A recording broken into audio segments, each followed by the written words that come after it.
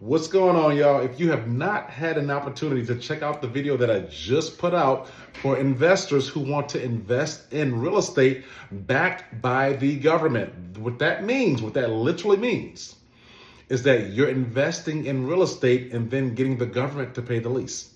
They're paying you rent. And as you know, when the government pays rent, whether it's the Department of Veterans Affairs, U.S. Department of Defense, FEMA, Department of Justice, it does not matter. The government typically stays in place anywhere from 10 to 28 years, which means you are not looking for a commercial tenant every other year, or let's keep it 100, dealing with those low cap rates that most of you real estate investors deal with. Many of you don't have low cap rates, you have negative cap rates, all right? So you definitely want to watch the video that I just put out. However, in this video, we are going to talk about the different contract solicitation types, because as a former procurement and contracting officer, I'm realizing that there are a lot of you who are interested in government contracts, but there are just certain gems that you need, but you don't have because you don't even know what you're looking at. So I'm going to help you, I'm going to give you some gems that will help you define a better bid strategy. That's right. This one right here is a freebie. It's on me. It's okay. I know that I should be charging for this information, but it's all good. Now look, so the different contract solicitation types, and we must use that word solicitation because let's clear something up. You cannot go on any website, okay, looking for contracts. What you're looking for is called solicitations. If you respond to that solicitation and the procurement team or the contracting team looks at your bid or your proposal favorably, you are now in contention for a contract. But the government does not post live contracts for you to just get. What they post is solicitations, all right? That's how that goes. Now, so the most common types are RFP. Now, you're probably thinking the next thing's gonna be RFQ. Nope. RFP, which stands for Request for Proposal, and then IFB and ITB. It literally means Invitation for Bid or Invitation to Bid. BVB, Best Value Bid, Sources Sought, RFI, Request for Information, and then there's RFQ, Request for Quote, that's usually for low money, and then RLP, which is a type of RFP. So just how a RFP is a request for proposal, RLP is a request for lease proposal. That's when the government wants you to propose a building to them in which you can lease to the government. And then sole source, that's when that contract is yours. You don't have to compete for it. Government's coming straight to you because they're saying only you can provide this. Now, let's break each one of those down because it's important for you to know this. So, RFP, request for proposal. All right, look, think about it. Proposal, that's your key word. A proposal, that's usually when you can come and basically throw the kitchen sink at them in terms of advertising what you can provide. So look, when they publish a request for proposal, that's typically they know what they need. It's usually a high dollar professional service. They know what they need, but they need you to not only show them what makes you better than everyone else, but how you're going to go about getting it done, how you want to price it. They basically want you actually have room to be creative with the RFP, all right? So when you go on SAM.gov and you see request for proposal, that's typically my favorite one because it allows some creativity. You can kind of move things around a little bit in how you want to present the information. And the beautiful thing about that is it really allows you to stand out from other companies because there's typically not a whole lot of framework in terms of how they want you to present the information. In fact, in many cases, they know what they need. They kind of know how they need it. But the reason it is a request for proposal because they want you to help them understand not only how you're going to go about getting it done, but how it should be done. All right? So you literally put your proposal together based on that aspect, another important thing about a request for proposal, you can negotiate. There's room to negotiate. Unlike the next thing we're about to talk about, which is invitation for bid or invitation to bid.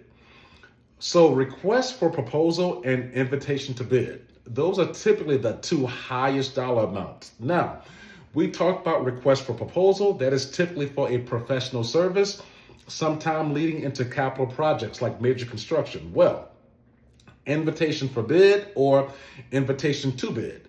Now, typically the federal government will say invitation for bid, but if you're dealing with a state or municipality, they'll typically say ITB, which is invitation to bid. And that's typically for a service or a work service. For example, if they just want you to come in and do some gutting of a property, or they want a contract that's based on commodities, right? It's typically very straightforward. Invitation for bid, it's not going to require creativity. It's not going to allow much room for creativity. The government knows exactly what they need, exactly how it needs to be done. They even know how they want the pricing to be formatted and presented. All they want you to do is just give them the numbers. How much you're going to charge for this, and that. Usually when you see an invitation for bid solicitation out there, you're also going to see bid line items. In other words, they have everything already sectioned off and by line item. In many cases, they call it bid line items. They know what they need done. They know the different components. They know the different aspects of the service orders that's going to be involved. They just want you to go and plug in the numbers, pretty much. Of course, there's going to be always that part where you can be a little creative and sell yourself, but not like the RFP. Also, one thing that you need to know about an ITB, invitation for bid or invitation for bid, there is no negotiating. All right. So basically, once you send in your price point, that's it, done deal.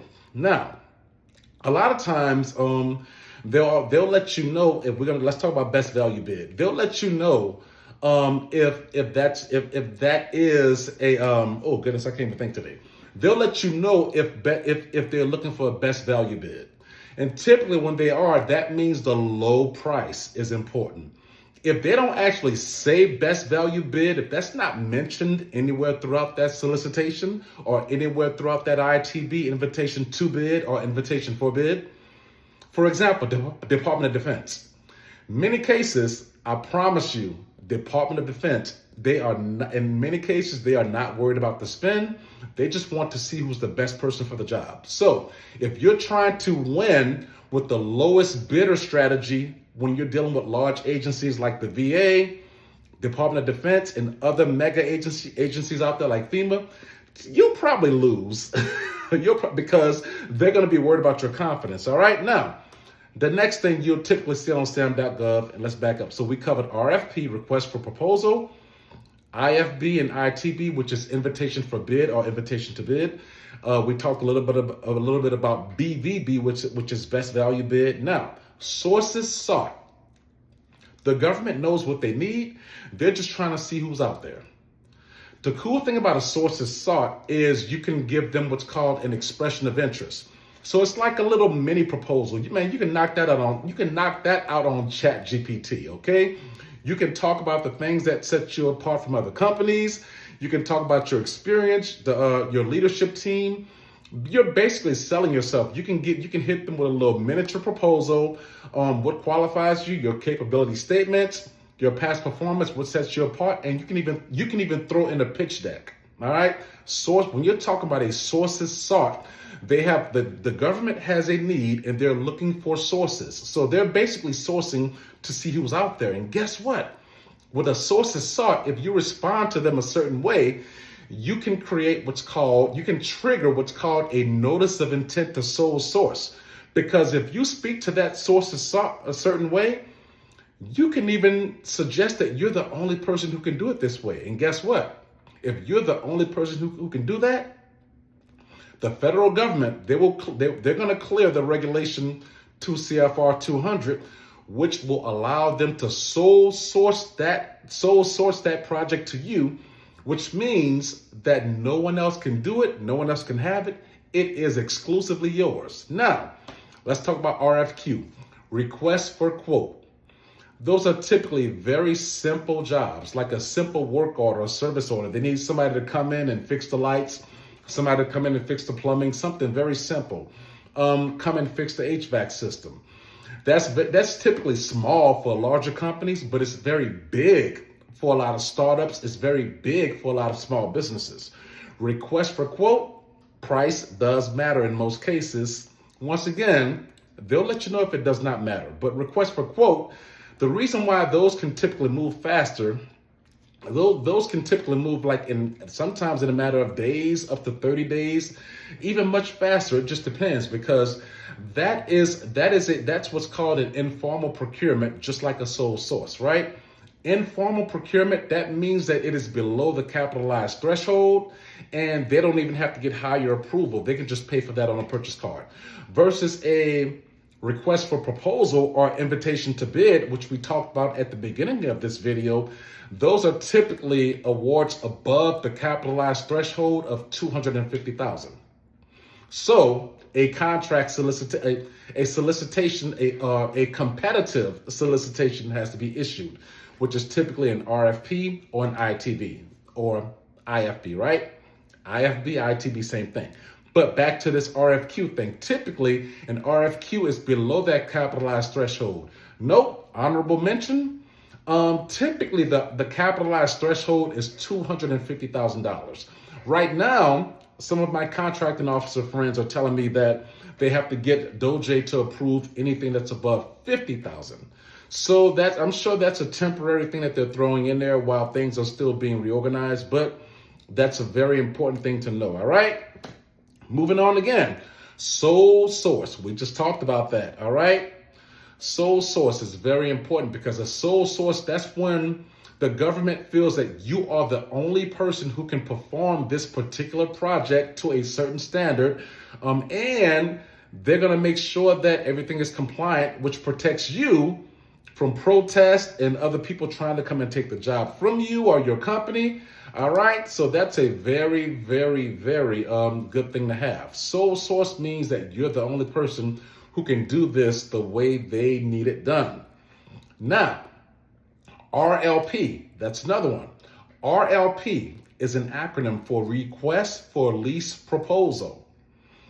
An RLP, I just said it, is a type of RFP. So in fact, I could have actually grouped that into the beginning of this conversation, because when you're talking about an RFP, request for proposal, well, RLP is the same thing. That's just an RLP for you to lease a building to the government, but it's going to be set up and structured just like an RFP. Now, very, very important mention for all of these things, all right, is when you are responding to the government, you cannot look like a hustler who's just jumping from hustle to hustle, trying to see what sticks. You actually need to put some effort into this, as if, you need to show the government that this is something that you specialize in. That either means you, or you can touch somebody who specializes in it and you all can work together, hopefully form some type of super entity if you don't already have it. Another thing that can set you apart from other companies is leadership structure. Show that you have some kind of leadership structure. What do I mean by that? I'm not talking about title holders. I'm talking about true leaders who have a trail of leadership and accountability factors. For example, if you are running a company and someone comes to you and they're irate, they're having a bad day, they're cussing and everything, what are you going to do? Are you just going to fire them? You can't do that. That shows instability. Turnover is costly. Or do you already have quality controls in place to show that you can rehabilitate this person? Do you have something in place? Do you have a plan to keep morale high during low moments? All right, can you keep your workforce motivated when morale is low? Well, guess what? That's very important to the government. And I'm gonna tell you this, even if you check off all the other boxes, if you can show something in your proposal that shows that you've at least thought about those things, These are some of those little quick gems and nuggets that can set you apart from other companies. It shows stability. All right, that's all I got.